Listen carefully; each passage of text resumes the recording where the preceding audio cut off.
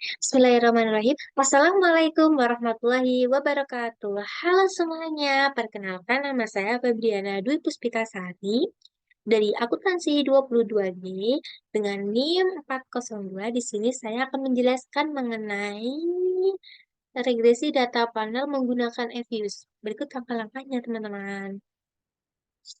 Yang pertama,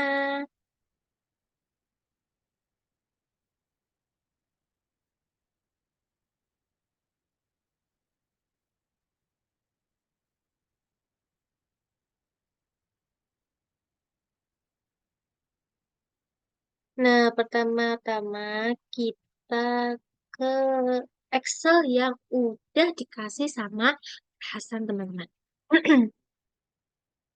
Nah, di sini bisa dilihat ya, teman-teman. Di sini itu di di saya karena NIM-nya genap, CED itu Y, ruang itu X1, size itu Z, paper itu X2. Terus kita ini membuat perhitungan X1Z sama X2Z. Nah, gimana sih cara perhitungan X1Z sama X2Z? Nah, X1Z ini didapat dari X1 dikali Z. Nih, ini ya teman-teman, nanti tarik ke bawah aja biar semuanya ke copy kayak gitu. Semuanya kehitung. Terus buat X2Z ini X2 dikali dengan Z. Nah, seperti itu. Udah ketemu kayak gini, kita tarik ke bawah aja biar cepet. Nah, setelah itu kita masuk ke Fuse, teman-teman. Nah, gini ya, teman-teman. Nah, kita masuk ke Fuse. Ini eh, kita masuk melalui Open Average File as Excel. Ini kita masuk, kita pilih kalian tuh ngotain datanya tuh di mana. Kalau saya itu di ini. Nah, ini udah masuk kayak gini, teman-teman. Udah ya. Ini kita ke next, next, next. Nah, for your information, teman-teman, ini harus biasanya ada yang Fuse otomatis dan ada juga yang nggak otomatis nih, teman-teman. Kalau buat yang nggak otomatis nih, rawan banget, banget, banget, banget, karena bisa aja datanya tuh nggak kedeteksi sama Fuse-nya, teman-teman. Jadi kalau buat yang kayak tulisan-tulisan ini, biasanya itu data type-nya itu karakter, teman-teman. Kalau ini bisa tahun, bisa number tahun ini bisa buat number sama date, tapi biasanya saya itu menggunakan date. Situ kesininya semua ini number number number number number number. Nah, gini teman-teman, kalau ini udah kita next, teman-teman. Kok lama ya? Nah, habis habis kita next itu jangan lupa basic strukturnya itu harus deadlock panel.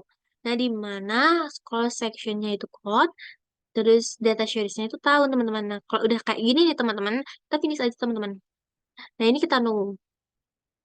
Nah, habis itu kita apa ya? Kita buat tiga model yang udah kita ketahui kan, SAM, FAM, RAM. Nah, oke, pertamanya kita buat SAM dulu ya, teman-teman.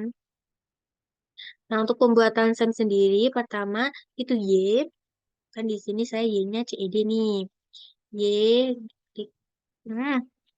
Jangan lupa dispasi, teman-teman. Kalau nggak dispasi, nanti nggak bisa. Akan otomatis keganti gitu. Terus X1. Terus proper atau X2 ya, teman-teman. Terus ke size. Size-nya itu moderasinya. Tergantung teman-temannya itu. Terus ini M, teman M. M atau Z nih. Oke. Nah, kok CED sih? Nah, gini ya, teman-teman. Habis itu ini ke noun, noun, noun, noun. Semua kita oke, teman-teman.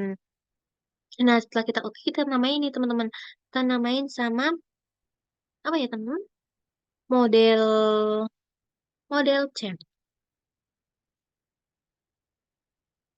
Ya, teman-teman. Oke. Kita oke aja, teman-teman. Bentar, biar saya nggak ngopi-ngopi terus. Jadi saya kipas dulu. Oke. Nah, ini model jam. Terus habis itu kita ke model fam nih, teman-teman. Gini. Yang tadi datanya sama. Terus C-nya itu jangan lupa dimajuin, teman-teman. C-nya itu harus dimajuin. Nah, ini tuh kita pilih cross selection-nya itu ke fixed, teman-teman. Nah, oke. Di oke ya, teman-teman. Udah kayak gini kita namain. Model, model fam. Oke. Dan ini model fam. Jadi, kita bikin model lagi dong. Model yang ketiga. Sama ya teman-teman, kayak model yang tadi. Nah, yang beda ya teman-teman, antara model CEM FEM itu kita ke panel optionnya. Kalau tadi CEM itu ke non, collection cross collectionnya itu non, kalau FEM itu fixed. Nah, kalau RAM itu kita ke random teman-teman.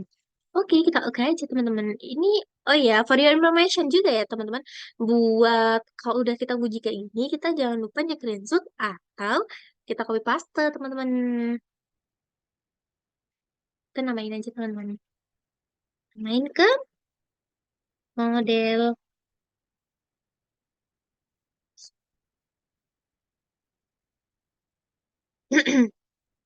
Nah, kita kan udah dapet nih 3 model nih teman-teman. Nah, kita tuh harus menguji model mana yang terbaik untuk perhitungan kita nanti. Nah, yang pertama, kita bandingin CHAM sama FEM. Gimana sih caranya kita bandingin CHAM sama FEM? Kita pakai uji co nih teman-teman. Kalau uji co tuh kita klik ke model FEM ya teman-teman. Kita ke view, kita ke fixed random ini, kita ke return fixed effect ini. Nah, ini namanya model co teman-teman. Nah, model C ini dilihat dari probabilitasnya, teman-teman. Apabila probabilitas kalian itu lebih besar daripada 0,05, nah itu masuknya ke CM pemenangnya. Tapi kalau lebih kecil ya, teman-teman, 0, dari 0,05 ini, kita masuknya ke FEM. Kita tulis dulu ya, teman-teman. Apa nama ini?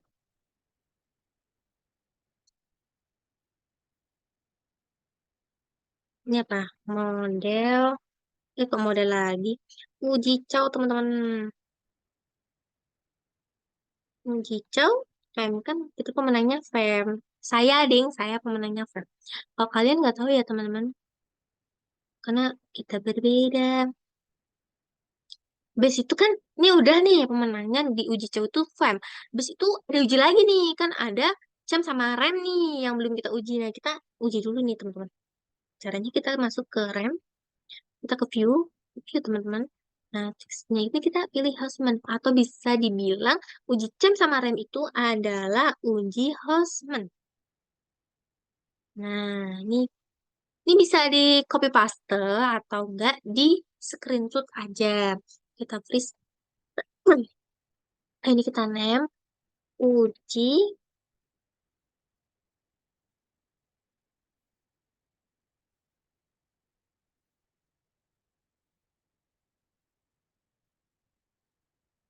uji Houseman.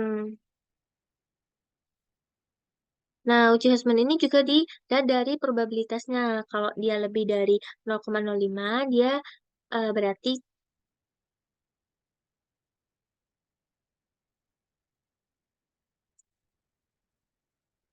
rem.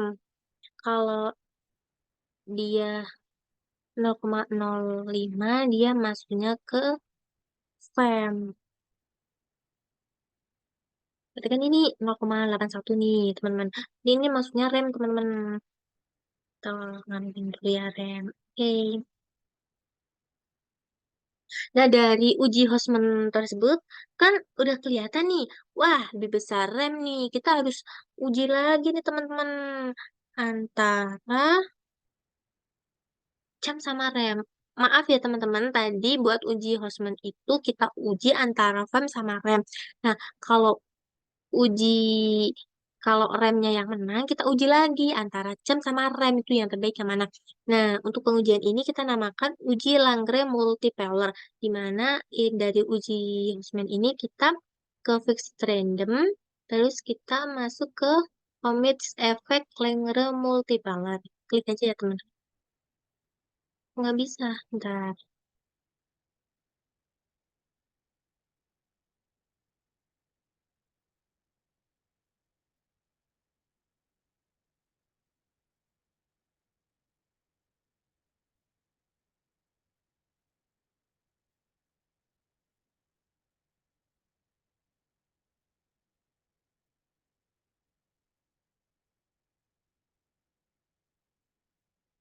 Oh iya teman-teman, jadi tadi yang di Houseman itu saya lupa memberitahu buat uji LM atau Lagrange multiplier itu kita tuh harus ganti dulu teman-teman kita ke estimate. Karena kalau kita langsung ke LM kita nggak bisa. Kita ke estimate dulu teman-teman. Nah, ke estimate ini, nah panel optionnya itu yang tadinya random kita jadiin dong teman-teman. Nah, gini teman-teman. Nah, gini. Nah, jadi teman-teman kan jadi kan teman. Ini kita namain dulu, kita freeze ya teman-teman. Kita namain ke uji LM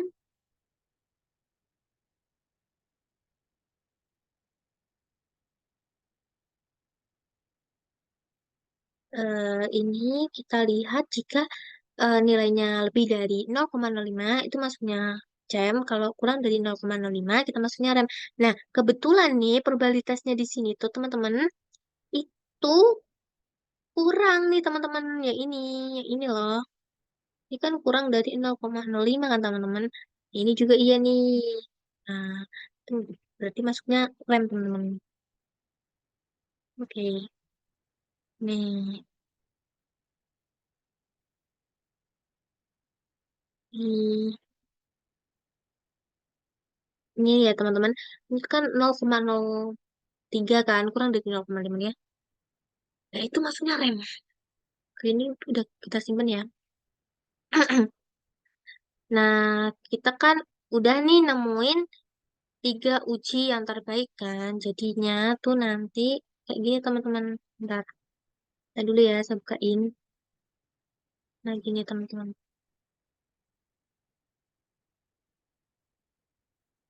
Nah, nanti kita dapetin model terbaik. Nah, kayak gini nih ada model CEM, ada model FEM, ada model REM, ada kayak gitulah teman-teman. Nah, di sini uji terbaiknya itu ternyata pakai uji random effect atau RAM teman-teman. Nah, setelah kita udah tahu nih teman-teman, kita balik lagi ke Evius. Nah, kita melakukan uji asumsi klasik. Nah, for your information, teman-teman, buat uji asumsi klasik ini boleh dilakukan, boleh enggak. Nah, syaratnya enggak dilakuin itu apabila datanya itu lebih dari 100 data. Nah, di sini saya ada 152 data, teman-teman. Nah, ini bisa dilakuin, bisa enggak ya? Kalau kalian enggak mau juga enggak apa-apa. Tapi kalau mau juga nggak apa-apa sih, lebih baik. Kalau di sini saya akan menguji dari uji asumsi klasik. Yang pertama kita uji asumsi klasiknya normalitas. Nah, ini kita pilih ke quick ya, teman-teman. Ini Y, tab Y, terus kita C koefisiennya, terus X1-nya, X1-nya tadi saya ruang. Nah, ya, teman-teman. Terus X2-nya itu proper. Nah, kayak gini, teman-teman. Nah, gini, sip. Nah, ini karena tadi kita udah menang nih di rem. Jangan lupa ininya diganti random. Nah, gitu teman-teman. Oke. Hmm, jadi nih teman-teman. Duh, bentar. Ah, nih, gini ya teman-teman. Nah, ini udah kelihatan kayak gini. Nah, terus kita ke view. Kita ke residual diasnotik. Ke histogram. Nah, kayak gini teman-teman. Ini namanya uji normalitas. Kalau uji normalitas tuh ada batang-batangnya. Nah, ini bisa dilihat dari probability-nya. Kalau dia kurang dari 0,05 itu berarti normal, teman-teman. Nah, kita ini normal ya, teman-teman. Normalitas lolos. Ini kita namain uji normalitas lolos.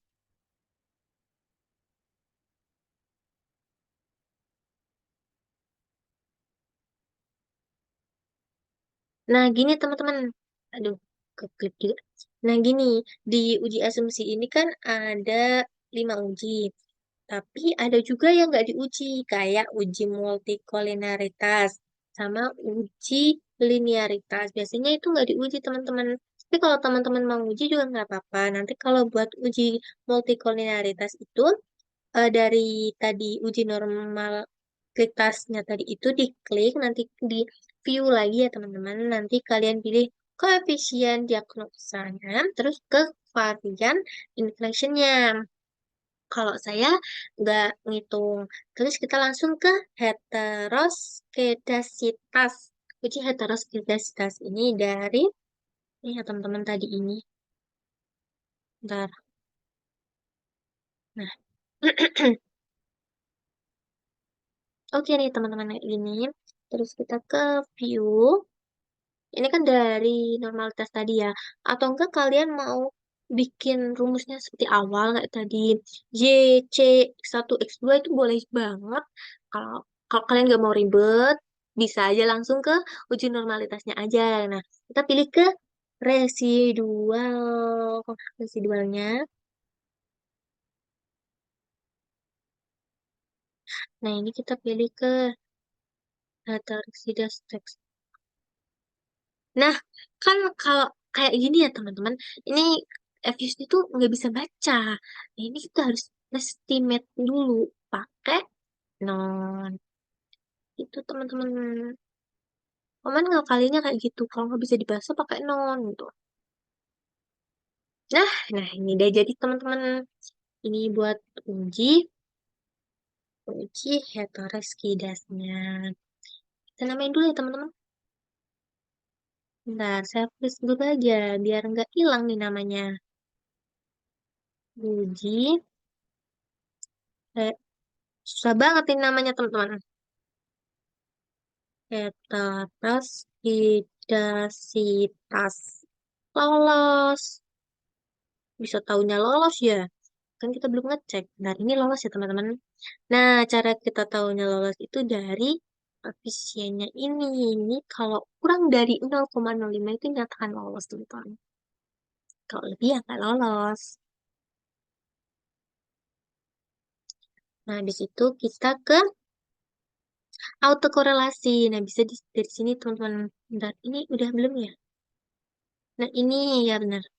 Ini ke autokorelasi. Nah, autokorelasinya tuh gampang banget teman-teman. Dari uji normalitasnya ini, kita lihat ke Darwin-Watsonnya. Nah, apabila Darwin-Watsonnya itu kurang eh 0, di antara min. Kalau min 2 itu dia dinyatakan tidak normal ya teman-teman. Kalau di antara min 2 sampai dinyatakan min 2 sampai 2 itu dia normal teman-teman. Nah, terus kalau lebih dari 2 itu juga nggak normal teman-teman. Nah, di sini kan 0,2 nih, 0,2 kan di antara min 2 sama 2 kan teman-teman. Ini normal. Nah, ini nggak usah diinin ya teman-teman. Nanti kalian tinggal copy paste dari sini sampai sini aja. Kita nggak usah simpen aja ini teman-teman. Nah, untuk linearitasnya ini, saya nggak nguji. Kalau kalian mau nguji juga bisa. Dari tadi yang normalitas itu, kalian klik view. Habis kalian klik view, pilih stability. Kalau kalian udah klik ke stability, kalian ke Ramsey. Nah, biasanya yang bisa nguji dia linearitas itu Fuse 910 teman-teman. Karena punya aku nggak ada teman-teman kayak gitu. Sebenarnya uji asumsi itu nggak dilakukan nggak apa-apa. Kalau datanya udah lebih dari 100. Nah, ini udah nih teman-teman, udah uji-uji semua, udah dapet nih. Udah dapet kan? Nih ya teman-teman, kayak gini nih uji normalitas. Dilihat dari ininya C-nya nih. Nah, ini autokorelasi, dilihat dari Darwin Watson-nya. Itu teman-teman. Terus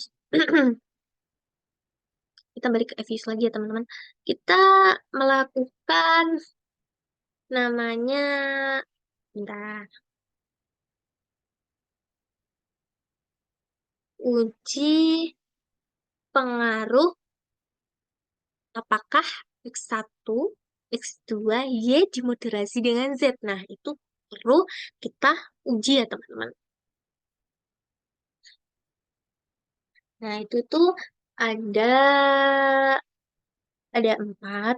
Pertama, moderasi variabel Z pada pengaruh X1 terhadap Y ini untuk menguji keberadaan Z apakah sebagai pure moderator, quasi moderator, atau bukan variabel moderating sama sekali dapat diamati dengan kriteria sebagai berikut.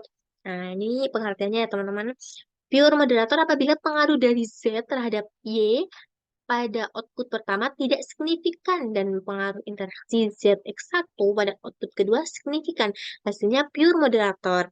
Teman-teman, kalau kuasi moderator itu apabila pengaruh dari Z terhadap Y pada output pertama dan pengaruh interaksi X1 pada output kedua dua-duanya signifikan. Kalau dua-duanya signifikan, itu maksudnya kuasi moderator. Kalau salah satunya aja nih, cuma interaksinya aja, itu maksudnya pure moderator. Diingat-ingat ya, teman-teman. Nah, terus kalau prediktor moderasi, apabila pengaruh dari Z terhadap X pada output pertama signifikan dan pengaruh interaksi ZX1 pada output kedua itu tidak signifikan, hasilnya sama kayak tadi pure moderator atau prediktor moderator. Nah, kalau bukan moderator itu kedua-duanya tidak signifikan. Diingat, kedua-duanya tidak signifikan itu namanya bukan moderator karena tidak memoderasi. Oke, kita langsung praktekin aja teman-teman biar kita tahu nih mana yang apakah moderasi apakah enggak gitu. Yang pertama nih teman-teman.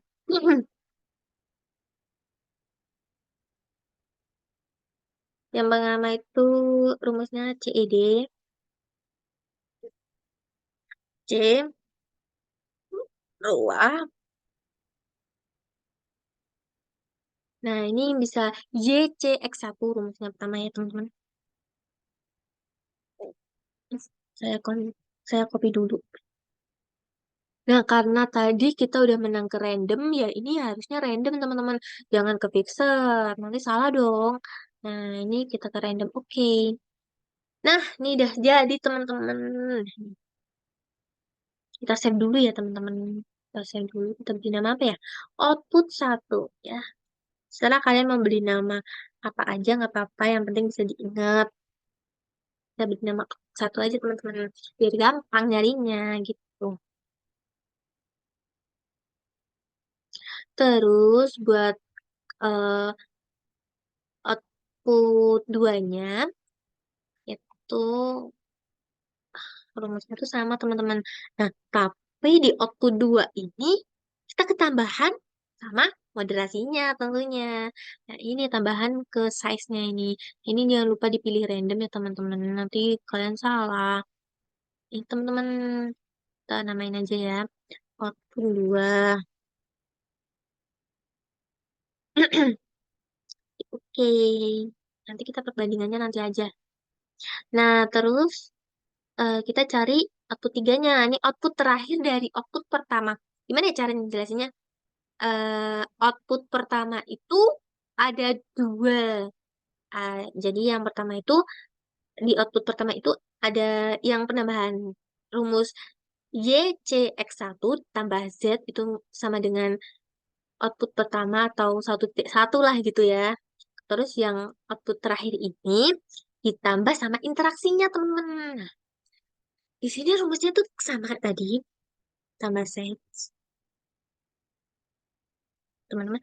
Nah, terus ini bedanya tuh ditambah sama interaksinya. Apa sih interaksinya itu? Ya X1 dong, X1 XZ ini teman-teman.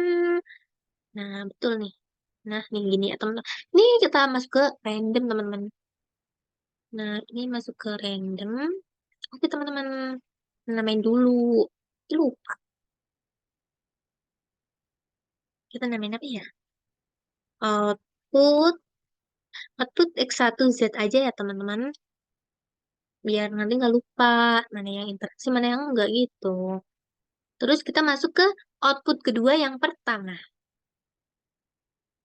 Nah, namanya sih hampir cara-caranya sih hampir mirip teman-teman. Cuman kalau tadi X1, sekarang X2. Tuh, ini X2 ya teman-teman. Oh, jangan lupa C. Saya tuh suka kelupaan C, masukkan C. Karena kalau kita nggak masukin C, nanti kadang nggak terdeteksi sama Evius-nya teman-teman. Ini output yang kedua nih. output yang kedua yang pertama. Output kedua yang pertama. Nah, gitu. Maksud saya gitu. Ini tuh zaman dulu yang pertama. Nah, ini di oke ya, teman-teman. Nanti kita namain. Namanya output 4 aja, teman-teman. Biar kita nggak bingung nih. 4 aja. Salah lagi. Nah, gini. Oke. Oke. Terus kita ke output yang kedua. Output dua yang kedua. Ih, oh, saya belum ini ya, tantenya. Apa nih proper? Nah, ini tuh ketambahan size. Jangan lupa. Komen kalau langkah yang kedua itu ketambahan size. Kalau langkah ketiga, kok apa lagi? Kalau langkah yang kedua itu ketambahan size. Kalau yang ketiga itu ketambahan interaksinya. Yang klik ke random. Oke. Nah, ini ya, teman-teman. Ini apa ya? Bentar. Output susah kali. 5. Eh, 5 gitu ya, teman-teman. Oke, kita X dulu. Bentar, biar nggak nyalin-nyalin lagi, teman-teman. Ya,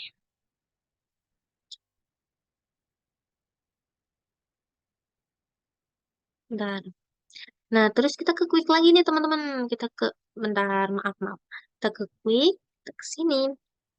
Nah, ini tuh ditambahin sama interaksinya. Tentunya interaksi X2 dikali dengan Z. Oke. Kita percepat aja ya. Karena kalian mesti udah paham lah dari awal. Nah, ini udah nih jadi nih, teman-teman. Nah, kita namain aja ya, teman-teman. Kita namain output X2 Z. Oke.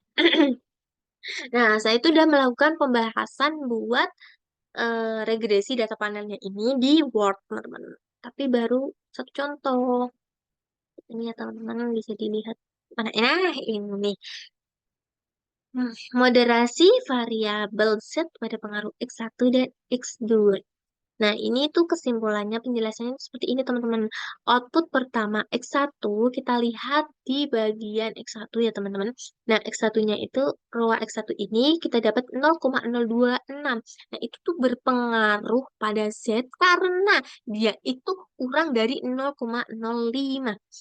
Apabila dia itu kurang dari 0,05, mereka berarti berpengaruh. Diingat-ingat ya, teman-teman. Habis itu apa? Z itu apakah memperkuat atau memperlemah sih? Nah, dinyatakan signifikan itu jika kurang dari 0,005. Tapi kalau lebih dari 0,005 dinyatakan tidak signifikan. Nah, kita bandingin ini sama yang ini ya, teman-teman. Yang tadi kita pakai size sama yang pakai interaksinya. Nah, ini yang pakai size Z-nya ini 0,08. Nah, 0,08 itu lebih, berarti dia tidak signifikan. Terus, kalau yang interaksinya, kita langsung ke interaksinya ini aja. Nah, ini probabilitasnya itu 1, teman-teman. Nah, itu kan 1 kan lebih banget daripada 0,05. Nah, ini tidak signifikan. Ingat ya tadi, teman-teman, kalau mereka sama-sama tidak signifikan berarti mereka bukan moderasi atau bukan moderator mereka. Nah, jadi berarti Z ini bukan variabel moderasi seperti itu, teman-teman. Cara buat yang output kedua itu juga sama, teman-teman. Yang pertama ini kan ada 0,86 nih, teman-teman. Terus ini ini tidak berpengaruh ya, teman-teman, karena bentar. Oh, maaf, teman-teman, di sini ya. Ini berpengaruh ya, teman-teman, karena di sini 0,1782. Nah, terus di sini apakah signifikan atau enggak? 0,068 kan itu lebih besar ya, teman-teman, berarti tidak signifikan. Nah, di sini juga di interaksinya itu juga tidak signifikan. Berarti mereka berdua itu kesimpulannya Z-nya itu bukan variabel moderasi, bukan moderator seperti itu, teman-teman. Nah, mungkin dari aku cukup sekian, banyak kurang lebihnya mohon maaf. Billahi taufik wal hidayah. Assalamualaikum warahmatullahi wabarakatuh. Dadah, see you next time.